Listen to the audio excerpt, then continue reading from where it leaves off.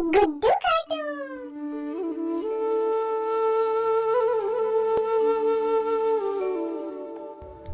আঘোণ মাহৰ দুপৰীয়াৰ কথা।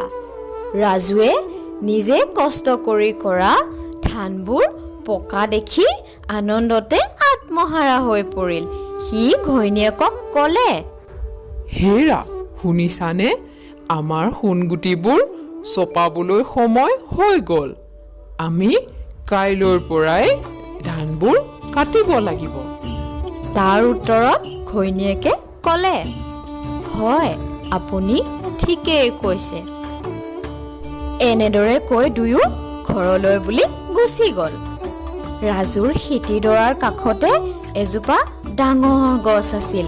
সেই গছজোপাতে আকৌ এজনী মধু নামৰ চৰায়ে তাইৰ পোৱালি তিনিটাৰ সৈতে বাস কৰিছিল।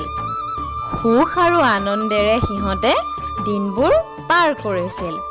পথাৰৰ ধানবোৰ পকা দেখি সিহঁতৰো মন আনন্দেৰে নধৰা হৈ পৰিছিল।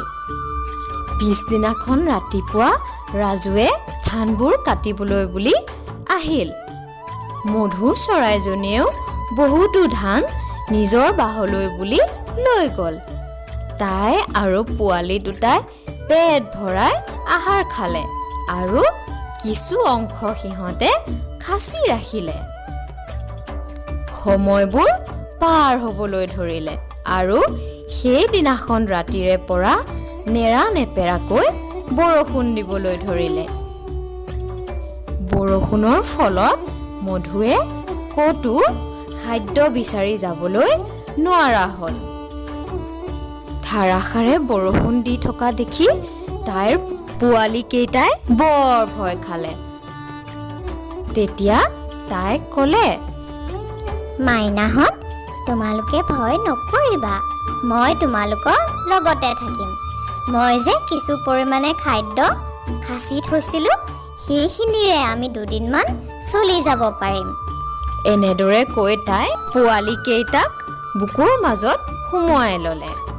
মৰমৰ অকণিহঁত, আমি এই সাধুটোৰ পৰা ইয়াকে শিকিলোঁ যে সঞ্চয় কৰাটো এটা ভাল অভ্যাস। দূৰদৰ্শিতা আৰু সঞ্চয় কৰাৰ বাবে খাদ্যৰ অভাৱত মধুৱে কষ্ট পাবলগীয়া নহ'ল। তেনেহ'লে আজিলৈ ইমানেই।